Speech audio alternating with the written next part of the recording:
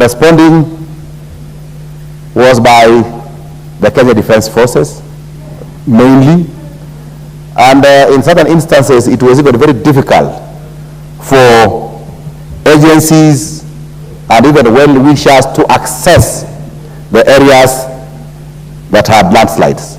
So it was really very, very difficult.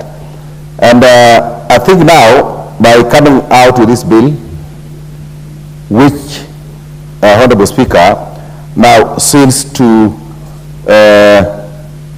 provide a legal framework so that we have coordination of disaster risk management, because as it is now, it is done through the KDF.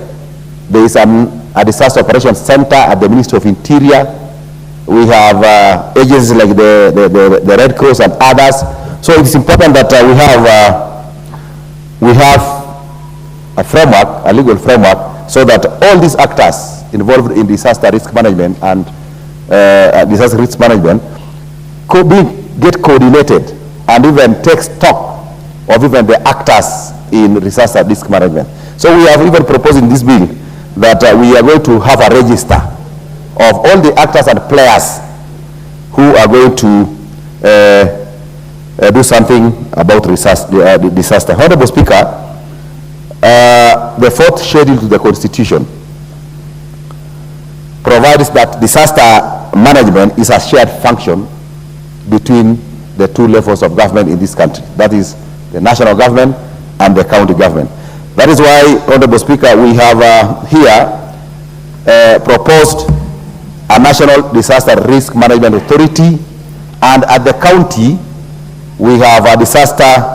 At the county we have a county disaster committee that will be headed by somebody who will be competitively recruited, and in that way, I think we are going to have a situation where the two levels of government coordinate and work together to address cases of disaster. Honorable Speaker, you know, the people in the counties are Kenyans. So we don't have people of the national government and people of county government. So whenever a disaster occurs, it affects Kenyans. And if this bill is going to help in terms of reaction time between the time a disaster occurs and the time it is being addressed, then I think this is good. Now, Honorable Speaker, I know that the various issues that have been put forward will be taken into consideration. Now, Honorable Speaker, when this bill will be enacted into law, the enactment of this bill, Honorable Speaker, will lead to efficient and effective management of disasters across the country. During contribution here, that it may be too bureaucratic between the time a disaster occurs and the time it is being classified.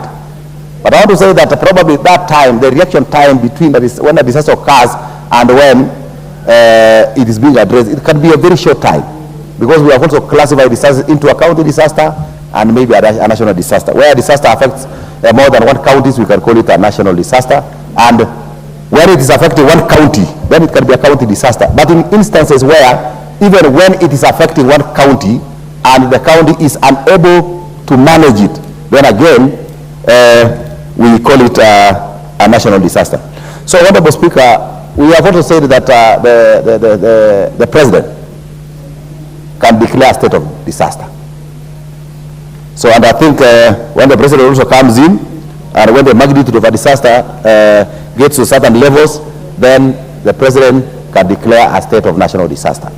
So I want to say, Honorable Speaker, with all the inputs by honorable members and what we have also proposed as a committee for amendments, I think this bill will go a long way to ensuring that whenever disaster strike, or whenever we have instances or cases of disaster, then I think there is a coordinated way of responding to disasters in this country, and probably even in a timely manner. So, Honorable Speaker, with those few remarks, I sincerely thank honorable members who contributed, and I therefore beg to reply. Thank you, Honorable Speaker. Thank you very much.